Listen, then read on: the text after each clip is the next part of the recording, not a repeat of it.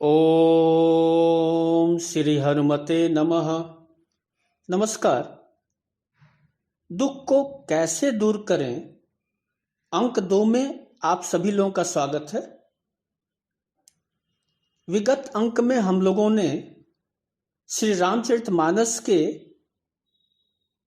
7 कांडों से 7 प्रधान दुखों की चर्चा की थी। आज हम लोग शिव सती प्रसंग पर संवाद करेंगे। बाबा ने संकल्प एवं समाधि द्वारा मृत्यु जनित दुख पर विजय पाई थी, तो इसको समझने का प्रयास करेंगे। लेकिन उससे पहले आइए कुछ बातें मृत्यु पर कर लेते हैं। एक प्रार्थना मंत्र हम लोग विद्यालयों में गाते थे, अस्तो मां सद्गमय तमसो मां ज्योतिर्गमय मृत्यो मां अमृतम गमय। हे देव, मुझे असत्य से सत्य की ओर ले चलिए, मुझे अंधकार से प्रकाश की ओर ले चलिए, मुझे मृत्यु से अमृत की ओर ले चलिए। यानी कि अपूर्ण जीवन से पूर्णता की ओर, अमरता की ओर ले चलिए। यह मंत्र बृहदारण्यक उपनिषद से लिया गया। बचपन में तो हम सभी बिना अर्थ समझे गाते थे। न ही जीवन के बारे में उस समय पता था, न मृत्यु के बारे में, और बहुत ही अच्छे दिन थे। पर आज जब जीवन का अधिकांश हिस्सा, या यूँ कहें बढ़िया हिस्सा हम लोगों ने जी लिया है, तो यह मंत्र थोड़ा विचलित करता है, हमारी संवेदना को झकझोरता है। अब सोचिए कि क्या हमारा जीवन अस्तोमयी, तमसोमयी, मृत्युर्मयी नहीं है? जीवन असत्य है, जीवन अंधकार में है, जीवन में मृत्यु है, और यही अपूर्णता है। ऋषि ईश्वर से निवेदन कर रहा है कि मुझे ले चलो, मुझे प्रकाश चाहिए, सत्य चाहिए, अमृत चाहिए, और मैं स्वयं के प्रयास से नहीं चल सकता। हे प्रभु, तुम ले चलो। इसी मंत्र में ऋषि ने एक सीमा भी बांध दी कि अमृतस्य नाशास्ति वित्त नेति, मतलब कि वित्त से, धन से आप अमृत तत्व को प्राप्त नहीं कर सकते। यानी कि सिर्फ और सिर्फ ईश्वर की कृपा से ही हम सत्य का, हम प्रकाश का, और हम अमृत का दर्शन कर सकते हैं। हजारों साल से हम मृत्यु से बचने का उपाय खोज रहे हैं। हम मरना नहीं चाहते, और अद्भुत बात यह है कि कई धर्मों का जन्म ही मृत्यु के शोक से हुआ। राजकुमार गौतम बुद्ध बन गए क्योंकि राजमहल के बाहर पहली बार निकले थे, और पहली बार उन्होंने बुढ़ापा, रोग, मृत्यु को देखा था। अपने सारथी से पूछा था कि क्या इस बूढ़े व्यक्ति की तरह मैं भी एक दिन बूढ़ा हो जाऊंगा? क्या इस रोगी की तरह मैं भी कभी रोगग्रस्त हो जाऊंगा?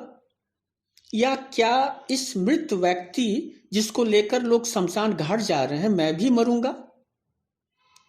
और सारथी ने उन्हें बताया था, अवश्य राजकुमार, आप भी कभी बूढ़े होंगे, आप भी कभी रोगग्रस्त होंगे, और आप भी कभी मरेंगे।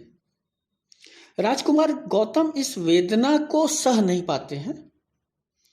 वे सोचते हैं कि जब यह सब होना ही है, तो फिर मैं अभी क्या कर रहा हूं?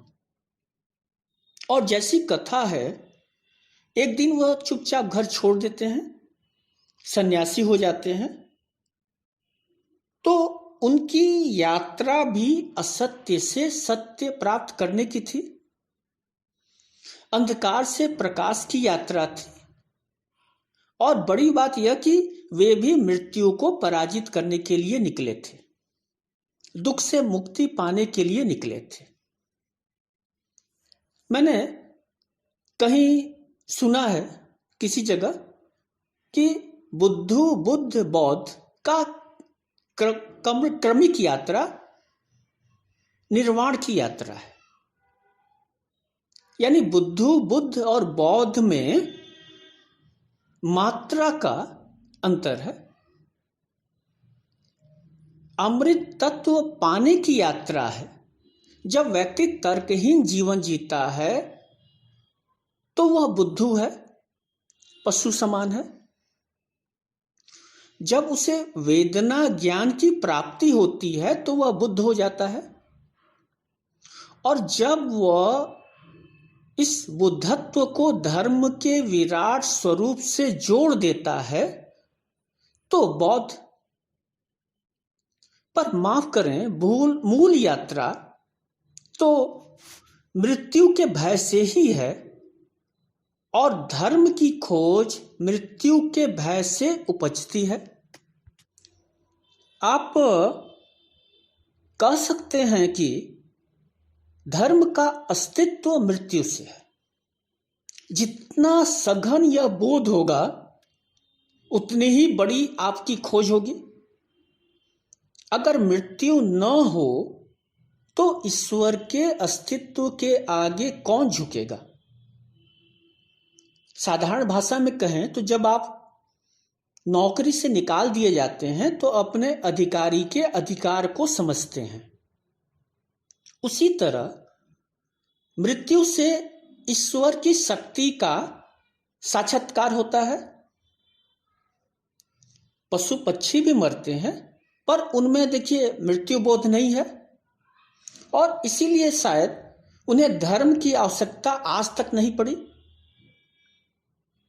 तो हमें यह मानना पड़ेगा कि मृत्यु एक सच्चाई है और इसकी खोज में हम हजारों साल से लगे हुए हैं। यह एक ऐसी सच्चाई है जो सुनिश्चित है और इसे हम संयोग नहीं कर सकते। मृत्यु संयोग नहीं है बल्कि जीवन संयोग है। साधु संत ज्ञानी अज्ञानी बुद्ध महावीर, मृत्यु ने किसी को नहीं छोड़ा। भस्मांत शरीर, यह शरीर भस्म होगा ही, यह ध्रुव सत्य है। मृत्यु को हम सिर्फ और सिर्फ ज्ञान द्वारा समझ सकते हैं या आप कहें तो पराजित कर सकते हैं। श्रीमद् भागवत गीता में आप जानते हैं इस पर विस्तार से चर्चा है। मैं सिर्फ 2 श्लोक लेता हूं मृत्यु को समझने के लिए। जातस्य हि ध्रुवो मृत्यु ध्रुवम जन्म मृतस्य च तस्माद् परिहार्थे न त्वं शोचित मर्हसि। योगेश्वर श्री कृष्ण महाराज अर्जुन से कहते हैं कि जिसने जन्म लिया उसकी मृत्यु सुनिश्चित है और मृत्यु के पश्चात पुनर्जन्म भी निश्चित है।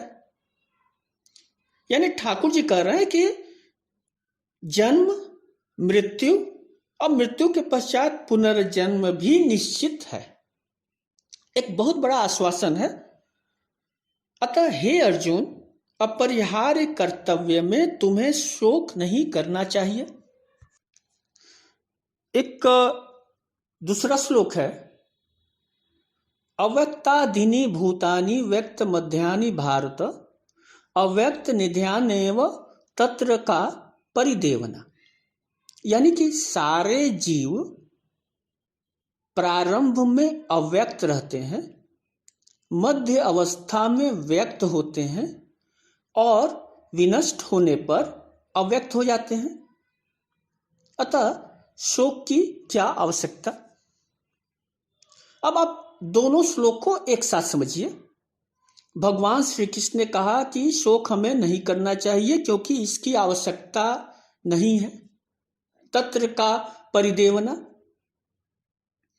क्यों आवश्यकता नहीं है? क्योंकि हमने कुछ खोया नहीं। जन्म मृत्यु पुनर्जन्म, फिर मृत्यु। इसे ही शंकराचार्य महाराज कहते हैं पुनरपि जन्मम पुनरपि मरणम। तो यह तो चक्र है, और यह सिर्फ आस्था नहीं है, इसे आप वैज्ञानिक सोच से भी समझ सकते हैं। जब नहीं जन्मा तो अव्यक्त था, लेकिन तत्वतः संसार में ही था। व्यक्त हुआ यानी जन्म लिया, नाम कुल पाया, एक पहचान बनी, फिर मृत्यु यानी अव्यक्त। और हम दुखी इसलिए हैं क्योंकि साक्षी भाव से इस प्रक्रिया को नहीं देखते। तो मृत्यु तो एक सच्चाई है, लेकिन अब आप देखने का जरा नजरिया बदलिए और विराट अस्तित्व के संदर्भ में देखें अगर आप मृत्यु को, तो फिर यह भ्रामक शब्द है। बोध के स्तर पर, भावना के स्तर पर, व्यवहार जगत में मृत्यु एक सच्चाई है, लेकिन ज्ञान के स्तर पर एक भ्रामक शब्द है, और जन्म भी भ्रामक है। कौन मरता है, कौन जन्मता है, जीव कब अस्तित्व में आया, क्या वह क्षण कोई जानता है? और मृत्यु के साथ भी यही बात है। हम बाद में लक्षणों के आधार पर कहते हैं कि जन्म हुआ, मृत्यु हुई, पर जीव को जन्म के समय नहीं पता चलता कि उसने जन्म ले लिया। फिर मरा तो कौन मरा? मरने वाले को तो पता नहीं चलता कि वह मर गया, वह तो निद्रा में सो जाता है। अब देखिए, बड़े मजे की बात है कि जीवन के दो ध्रुव हैं, जन्म और मृत्यु, और दोनों बोध से परे हैं, यानी कि दोनों का अनुभव आप स्वयं नहीं कर सकते। यानी कि मैं का या मेरा जन्म बोध से परे था, मेरी मृत्यु भी बोध से परे होगी। फिर प्रश्न उठता कि कौन जन्मा, कौन मरा? मैं तो नहीं था। हमारे लोगों को लगा कि मैं था, तो मैं शरीर के रूप में जब व्यक्त होता है तो जन्म, और अव्यक्त होता है तो मृत्यु। और कृष्ण महाराज यही बात तो कह रहे हैं कि शोक मत करो। जब जन्म मृत्यु निश्चित है तो पुनर्जन्म भी निश्चित है। रामचरितमानस में भी यही बात कही गई। तारा बिकल देखी रघुराया, दिन गयान हरिलिन्हि माया, क्षिति जल पावक गगन समीरा, पंचरचित अति अधम शरीरा, प्रगट सो तनु तब आगे सोवा, जीव नित्य के ही लागी तुम रोवा। जब बालीवध की सूचना तारा को उसकी पत्नी को मिली तो वह विकल होकर रोने लगती है, और राघवेंद्र सरकार ने कहा कि तारा तुम किसके लिए रो रही हो?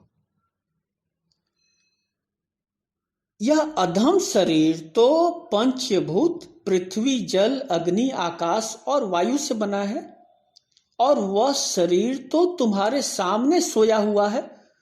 प्रकट सो तनु तब आगे सोवा। और रही बात जीव की, तो वह तो नित्य है, कभी मरता ही नहीं है, वो तो देह से परे है, फिर शोक किस पर?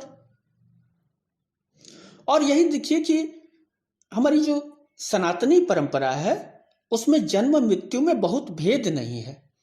दोनों की आवृत्ति में पूजा पाठ का निषेध है। जन्म के समय 12 दिन बाद शुद्धि मिलती है, और मृत्यु के समय 13 दिन के बाद, जिसे हम लोग बरही तेरही कहते हैं। तो बरही तेरही दोनों में अपने सामर्थ्य के अनुसार, अब देखिए, ब्राह्मणों को, कुटुंब को, रिश्तेदारों को, परिचितों को हम भोजन कराते हैं, ये प्रथा है। ये क्यों है? ये मूल रूप से जीव के आगमन व विदाई की सूचना है कि हमारे परिवार में एक सदस्य बढ़ गया अथवा एक सदस्य घट गया। बहुत भेद कहां? एक हर्ष का विषय है, एक दुख का। पर दोनों का संबंध तो आंसुओं से ही है। तत्वतः दोनों पूरक हैं। फिर मृत्यु कोई संदेह नहीं अमंगल है, अशुभ है, असहनीय है। व्यवहार जगत में यही दिखता है। पर ध्यान से विचार कीजिए तो मृत्यु के कई उपकार हैं हम पर। मृत्यु वरदान से कम नहीं है। हम कितना पाप करते हैं और मृत्यु पर्दा डाल देती है। मृत्यु हमें विश्राम देती है। मृत्यु हमें हमारे जीवन को संवारती है, हमारे जीवन को महिमावंत बनाती है। सम्राट सिकंदर से जुड़ी एक कथा है, बड़ी रोचक कथा है। नहीं जानता सत्य है या कल्पना, पर इस कहानी में सीखने जैसी कई बातें हैं। सिकंदर विश्व विजेता बनने निकला था। कई देशों को जीतता हुआ आगे बढ़ रहा था। रास्ते में उसे पता लगता है कि यहाँ आगे एक गुफा है, उसके अंदर एक झरना है जिसका पानी पीने से जीव अमृत हो जाता है। सिकंदर अपनी सेना को बाहर छोड़कर गुफा में प्रवेश करता है। गुफा में बहुत अंधेरा था, पर हिम्मत नहीं हारता, धीरे धीरे बढ़ता जाता है और काफी दूर चलते चलते अब थक जाता है, बेदम हो जाता है। उसे लगता है कि कहीं झरना तक पहुंचने से पहले ही वह मर न जाए, पर जिद्दी था, महत्वाकांक्षा उसके पास थी और वो धीरे धीरे रेंगते हुए बढ़ता गया। कथा है कि आखिर में जब वह पूरी तरह से शक्तिहीन हो गया और अब प्राण निकलने वाले थे, तभी उसे स्फटिक मणि जैसा स्वच्छ जल दिखाई देता है। खुशी के मारे झूम उठता है। चारों तरफ एक अपूर्व सुगंध देख वह नृत्य करने लगता है। वह दौड़ पड़ता है झरने की तरफ, अमृत जल पीने के लिए हाथ डुबाता है, अंजलि में पानी लेता है और यह क्या, एक आवाज आती है, सावधान जल मत पीना। अंधेरे में देखने की वह कोशिश करता है, पर वहां कुछ दिखाई उसको नहीं देता। सिकंदर चिल्लाकर कहता है कि सामने आओ, मैं सम्राट सिकंदर बोल रहा हूं। एक पक्षी के पंख फड़फड़ाने की आवाज आती है। देखता है कि सामने एक कौवा है और उसने उसी आवाज में, उतनी ही ऊंची आवाज में कहा कि सब तू सम्राट है तो मैं भी कौवों का सम्राट हूं, मेरी बात मान, यह जल मत पीना। पर क्यों, सिकंदर पूछता है। तो कौवा कहता है कि सिकंदर, मैंने यह गलती की थी, इस जल को पी लिया था और देखो अब मेरी मुश्किल कि मैं मर नहीं पा रहा हूं, जीवन में कुछ नहीं बचा, सब देख लिया, भोग लिया जो भोगना था, पाना था जो पा लिया, अब कुछ पाने को भोगने को शेष नहीं। जीवन से मैं उब चुका हूं, मेरे सभी सगे रिश्तेदार मित्र बंधु मर चुके हैं, कोई बचा नहीं, मुझे कोई पहचानने वाला इस धरती पर नहीं बचा, मुझे सुनने वाला कोई नहीं बचा, एक एक सांस भारी है। देख सिकंदर, मैंने मरने की बड़ी कोशिश की, जहर भी खाया, पहाड़ों से कूदा, पर मर नहीं पाया, जिंदा लाश बना बैठा हूं, तुम जल मत पीना। सिकंदर ने पूछा, फिर बाबा ये यहां झरने के पास क्यों पहरेदारी कर रहे हो जब इतनी घृणा है इस जल से? तो कौवा मार्मिक होकर रोते हुए बोला कि सम्राट, मुझसे जो भूल हो गई वह किसी और से न हो जाए इसलिए बैठा हूं, और मुझ पर भरोसा करो, विश्वास करो, मृत्यु महासुखदायी है। सिकंदर कुछ समय चिंतित होकर झरने के पास खड़ा रहता है, फिर जैसी कथा है कि बिना जल पिए वापस लौट जाता है। अब कथा सत्य हो या मनगढ़ंत, पर देखिए संदेश तो साफ है। हम सब जानते हैं कि अमृत सिर्फ एक बार समुद्र मंथन से निकला था, जिसे देवताओं ने राक्षसों को धोखा देकर पी लिया था। वे अमर भी हो गए, पर क्या वो निर्भय हो पाए? हमारे पौराणिक कथा बताते हैं कि जब भी कोई राक्षस आया, इंद्र का सिंहासन उठा ले गया। तो अमरता किस बात की? तो मृत्यु अभिशाप नहीं है, यह वरदान है, अगर आप एक बड़े परिप्रेक्ष्य में देखें तो। अब आज समय नहीं बचा, आज हम लोग मृत्युजन्य दुख की निवृत्ति के लिए संकल्प एवं समाधि पर चर्चा करने वाले थे। खैर, अगले अंक में हम लोग इस पर चर्चा करेंगे।